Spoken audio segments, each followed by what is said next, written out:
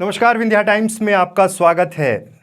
मध्य प्रदेश में और देश भर में कोरोना के हालात क्या है, ये आप सब बखूबी social media, television channel, newspaper सबके माध्यम से देख रहे होंगे। सवाल ये है कि क्या सवाल पूछना बंद कर दिया जाए। सवाल ये है कि क्या सिस्टम पर जो सवाल खड़े हो रहे हैं उसके बारे में चर्चा बंद कर दी जाए। पॉजिटिविटी का मतलब क्या होता है? पॉजिटिविटी का मतलब है कि इन तमाम जिस तरह की चीज़ें चल रही हैं कोरोना संक्रमण के दौर में, उस बीच में जो अच्छा काम कर रहे हैं, जो हमारे कोरोना वॉरियर्स हैं, उनकी चीज़ें भी प्रमुखता से लाई जाएं। सिस्टम पर सवाल क्यों खड़े हो रहे हैं? पिछले एक साल में जब तमाम व्यवस्थाएं करनी थी, तब क्या किया सरकार ने, ये बड़ा सवाल है। मध्य प्रदेश के हालात जिस तरह से बिगड़े, आप सोचिए कि हाईकोर्ट को खुद ये कहना पड़ा कि चुनावों के कारण देश में कोरोना इस रूप में आया, इतना भयावह हुआ कि परिस्थितियां बिगड़ गईं।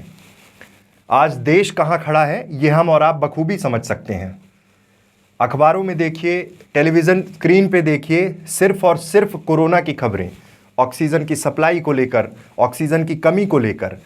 लेकिन जब 5 राज्यों में ये चुनाव चल रहे थे, चुनाव प्रचार चल रहे थे, तब सरकार, तब चुनाव आयोग, तब कोर्ट, ये सब कहाँ थे? सवाल पूरे के पूरे सिस्टम पर खड़े होते हैं। सवाल इसलिए खड़े होते हैं क्योंकि जब ये मामले तेजी से बढ़ने शुरू हुए थे, तब सुप्रीम कोर्ट को स्वतः संज्ञान लेना था, हाई कोर्ट को स्वतः संज्ञान लेना था, सरकारों को चेतावनी देनी थी, और अगर जरूरत पड़ती, उस समय भी जरूरत थी, तो चुनावों को निरस्त कर देना था। लेकिन क्या ऐसा हुआ?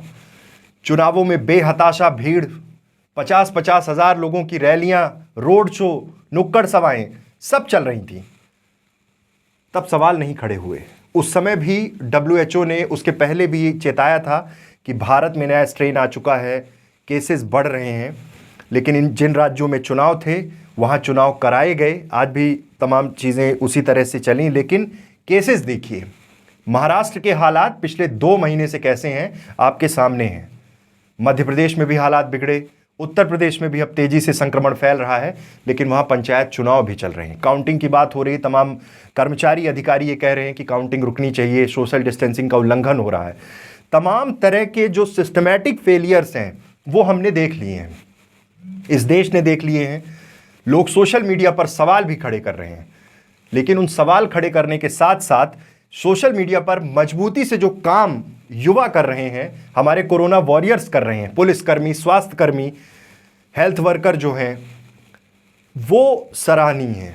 मध्य प्रदेश में भी अलग अलग जिलों में लोगों ने व्हाट्सएप ग्रुप के माध्यम से लोगों को रिलीफ देना शुरू किया है। रीवा में भी कोविड-19 के नाम से कई ग्रुप चल रहे हैं, रिलीफ के नाम से कई ग्रुप चल रहे हैं। वहाँ पर तमाम लोग, देश विदेश से जुड़े हुए लोग, तमाम व्यवस्थाओं को करने में लगे हुए हैं। विदेश में बैठे हुए लोग वो तमाम व्यवस्थाएं यहाँ करने की कोशिश कर रहे हैं। जिला प्रशासन पूरा सहयोग कर रहा है। कलेक्टर रात रात में रिप्लाई कर रहे हैं। कोई भी अगर इमरजेंसी हो रही है वहाँ पर उन चीज़ों को अटेंड कर रहे हैं। ये किसके कोऑर्डिनेशन से हो रहा है?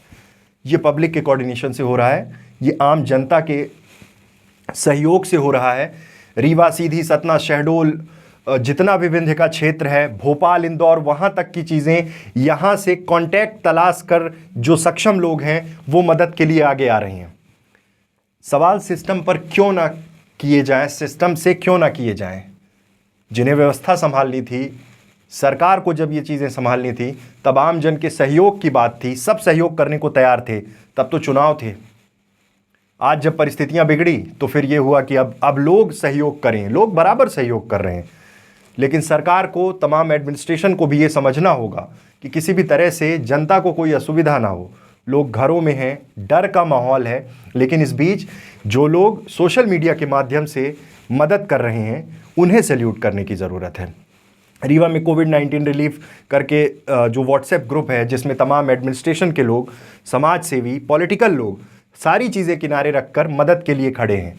ऑक्सीजन की रिक्वायरमेंट है, हॉस्पिटल में बेड की रिक्वायरमेंट है, हर चीज़ को क्रॉस चेक करते हुए हर तरफ से रिलीफ देने की कोशिश कर रहे हैं। उसमें तमाम रीवा से जुड़े हुए प्रबुद्धजन भी हैं जो अपने अपने स्तर से ये चीज़ें कर रहे हैं। पॉलिटिकल लोग हैं, सोशल एक्टिविस्ट हैं, एडवोकेट हैं, अलग अलग क्षेत्र के लोग हैं। ये सब कुछ हम आपस में मिलकर ही कर रहे हैं।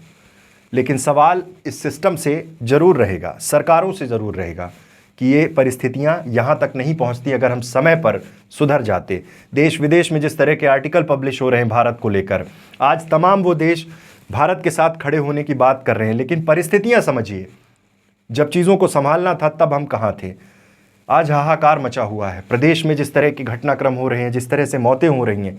रिकवरी रेट अच्छा है। आज कुछ टाइम पहले जब हमने न्यूज़ अपडेट की तो आपने भी देखा होगा कि रिकवरी रेट की बात की कि रिकवरी बहुत अच्छी है, लेकिन केसेस निकल कर सामने आ रहे हैं।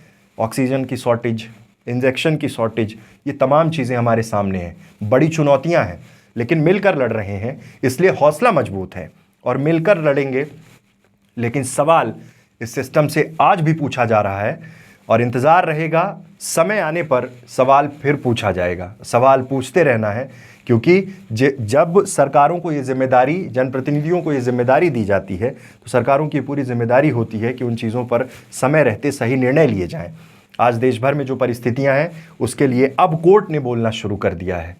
तमाम राज्यों के हालात पर कोर्ट कह रहा है चुनाव क्यों ज़रूरी थे, और उसी के दौरान इस तरह का संक्रमण, पूरा ध्यान केंद्र का, विपक्षी दल जो भी रहे हों, सब अपनी अपनी चुनावी सभाओं में व्यस्त थे।